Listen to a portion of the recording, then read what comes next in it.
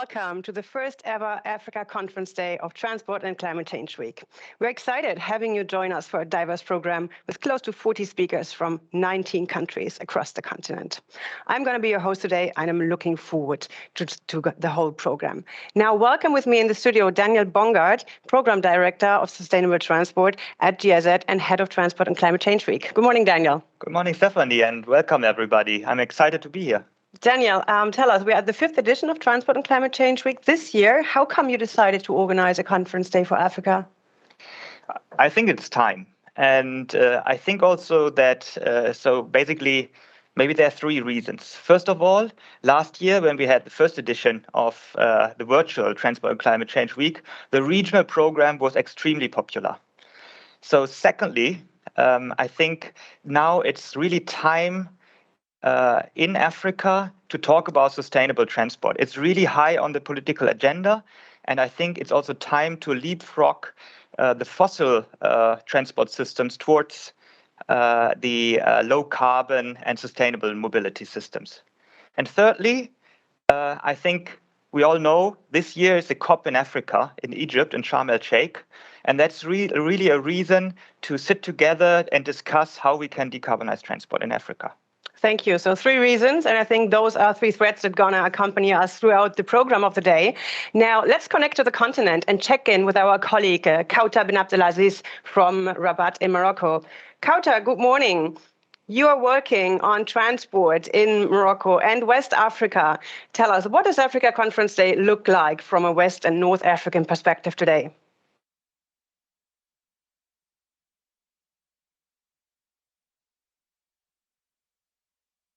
Stephanie, thank you very much. It's great to be here. Yes, I'm Araba in Morocco, in the northwest of Africa.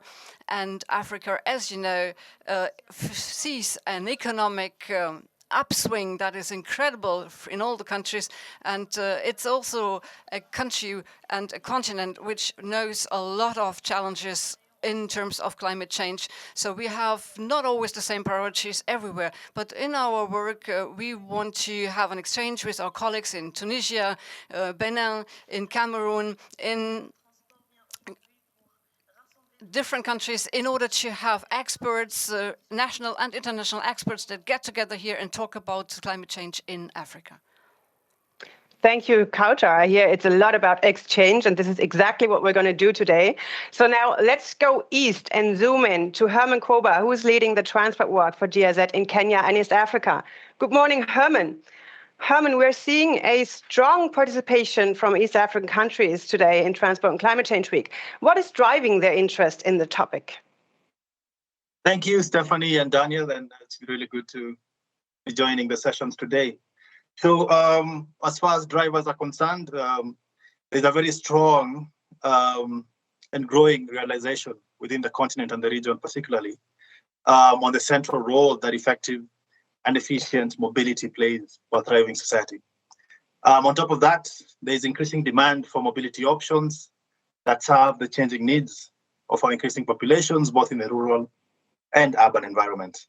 And something that is quite also interesting is the fact that active mobility is playing a very central role in meeting mobility demands within the continent, with over 40% of mobility and commuter needs being met by active mobility options, walking and cycling. And therefore, there's a natural leaning towards sustainable mobility options within the continent. And GIZ has actively played a leading role in driving the discussion around sustainable mobility in the region. And so we are really happy and glad to be joining the session today and look forward to a very proactive discussion. Thank you. Thanks, Herman. You already laid out like the big topics here. Let's hear from you again, Herman. What is the favorite event or session for you? What are you looking forward to most today? Yes, so maybe to also advertise my session, I will be moderating a session on unlocking the electric mobility value chain in Africa. And so this is primarily being led by the growing interest in most decision makers within the continent around electric mobility. So the value chain issue leading discussions around employment creation is really central, and we're looking forward to that session.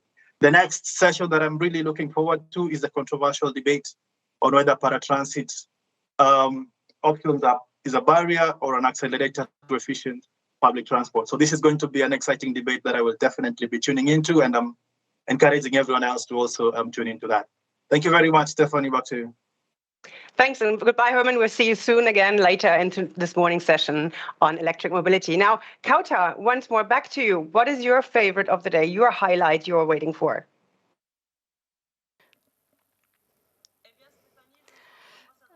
Yes, I will be the ambassador from my country. As you know, Morocco is one of the densest networks which regards train, rail, and also road traffic and mobility, which becomes electric. So we want to understand how we've got to that place.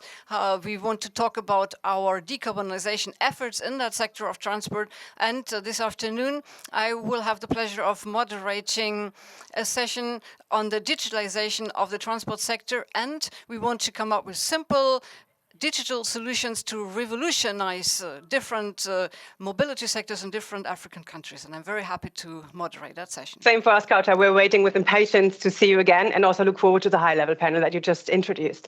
So goodbye to both of you. Now let's connect to our Africa correspondent, check in with Regina Gitao. Regina, good morning. Good morning to Nairobi. Good morning. Regina, you're going to be our you're going to be our Africa correspondent, and you're going to capture the essential of the discussions today, the hot topics, the pressing issues, and you're going to report back tonight in our wrap-up and also on Thursday in the global plenary session. What are the key insights you are expecting from today's discussion? First of all, allow me to say I'm quite excited to attend the TCCW for the first time ever. And for today's session, we have an array of discussion and interactive sessions. And my most desired insights that I'm really looking forward to are mostly learning on the key achievements and the milestones that Africa has made on sustainable transportation, and also learning on the roadmap for Africa on a low carbon transport sector in the future, and also learning on the collaboration areas for Africa within the continent and internationally. And just like Herman, I'm also really looking forward to the controversial debate. As an avid public transport user, I'm really looking forward to it.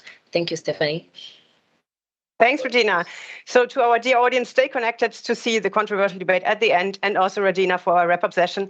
Now, Daniel, to you, as head of Transport and Climate Change Week, what would be the best outcome from your perspective of this day? I think the best outcome of today is a joint spirit on transforming transport. And secondly, I think maybe this can also be a start of a kind of a networking activities, being together and feeling the community on transforming and changing transport. Thank you, Daniel. Thanks for being with us this morning. When will we see you again in Transport and Climate Change Week?